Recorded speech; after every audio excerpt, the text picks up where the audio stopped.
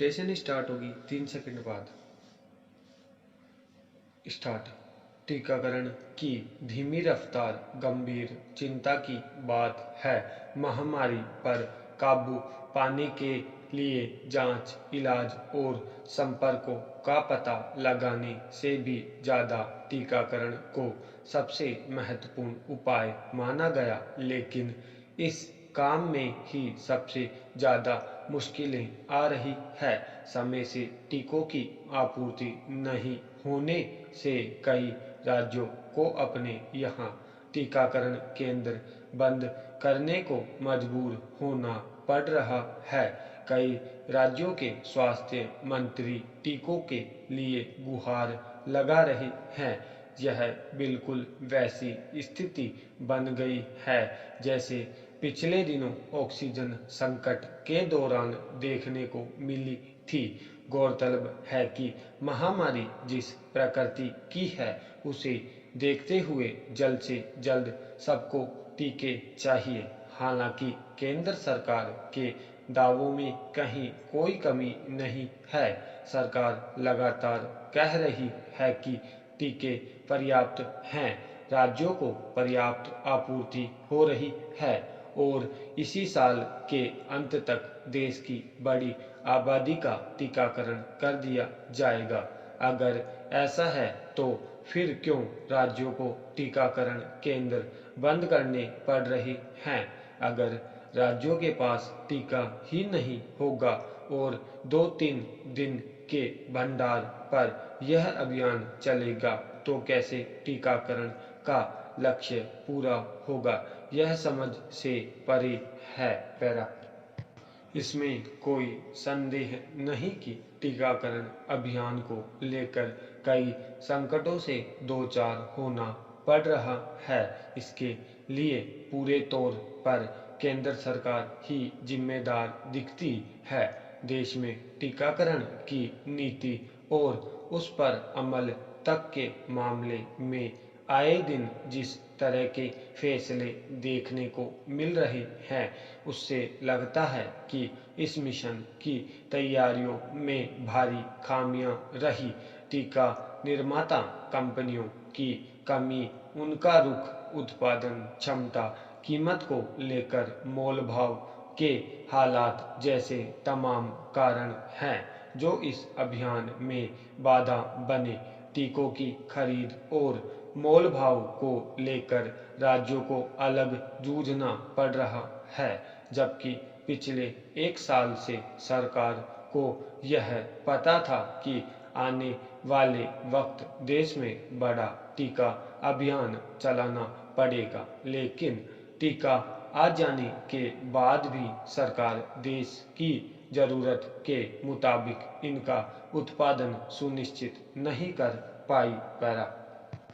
देश सिर्फ 2 टीका निर्माता कंपनियों सीरम इंस्टीट्यूट ऑफ इंडिया और भारत बायोटेक पर ही निर्भर बना रहा, जबकि होना यह चाहिए था कि महामारी की दस्तक के बाद ही सरकार और कंपनियों को टीके तैयार करने की मुहिम में लगाती, भले इनमें कितना ही निवेश या खर्च क्यों न आता। फिर सीरम जैसी कंपनियों ने दूसरे देशों के साथ जो व्यापारिक अनुबंध पहले ही कर लिए थे, उससे उसे रोका जाना था और देश की जरूरत पहले पूरी की जानी थी, लेकिन ऐसा नहीं हुआ। टीके निर्यात होते रहे, इसकी कीमत आज देश की जनता चूक रही है। पैरा। अब आनन फानन में विदेशी टीकों को मंजूरी देनी पड़ रही है, लेकिन इन टीकों को भी आने में अभी वक्त लगेगा। देशी कंपनियों का उत्पादन बढ़ने में भी 2-3 महीने लग जाएंगे, लेकिन तब तक क्या होगा? इधर 18 से 44 साल के वयस्कों के लिए भी मांग अचानक बढ़ गई। इसका नतीजा यह हुआ कि अब न तो वयस्कों को ही टीके लग पा रहे हैं और न ही 44 साल से ऊपर वालों के टीकाकरण का काम तरीके से चल रहा है। लोग रोजाना कतारों में धक्के खा रहे हैं। जिसे टीके की पहली खुराक लग गई है उसे दूसरी के लिए चक्कर लगाने पड़ रहे हैं। यह स्थिति एक लचर और लापरवाह व्यवस्था का परिचायक है। जाहिर है आकलन के हर स्तर पर हम कमजोर रहे।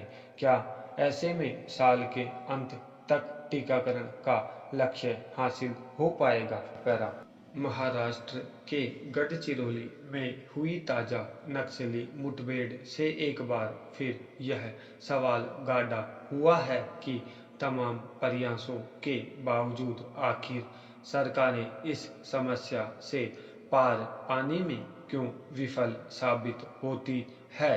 गनीमत है कि इस हमले में सुरक्षा बलों को कोई नुकसान नहीं हुआ। 13 नक्सली मारे गए। इसे वहां की पुलिस अपनी बड़ी उपलब्धि मान रही है। 2 साल पहले उसी इलाके में नक्सलियों ने 15 पुलिसकर्मियों को घात लगाकर मार डाला था। पैरा यह मुठभेड़ ऐसे समय में हुई जब राज्य के गृह मंत्री उस इलाके के दौरे पर थे। नक्सली ऐसे अवसरों की तलाश करते रहते हैं जब सुरक्षा बलों पर हमला करके वे सरकारों को चुनौती दे सके। पिछले ही महीने छत्तीसगढ़ के सुकमा में नक्सलियों ने सुरक्षा बलों पर हमला करके भारी नुकसान पहुंचाया था। तब भी उनकी रणनीतियों से पार पाने के उपायों पर जोर दिया गया था। जब भी ऐसे नक्सली हमले होते हैं तो सरकारें अपनी कमजोरियों को दुरुस्त करने और नक्सलियों के मंसूबे तोड़ने के व्यवहारिक तरीके अपनाने का संकल्प करती है, पर वे विफल ही देखी जाती है। सुकमा की घटना के बाद शहीद सुरक्षा बलों को श्रद्धांजलि अर्पित करने केंद्रीय गृह मंत्री भी गए थे। तब भी उम्मीद की गई थी कि इस समस्या से पार पाने के लिए किसी नई रणनीति पर विचार होगा। पैरा नक्सली समस्या पर काबू पाने के मकसद से पहले दोनों पक्षों के बीच वार्ताओं के कई दौर भी चले थे, मगर उसमें कोई नतीजा नहीं निकला।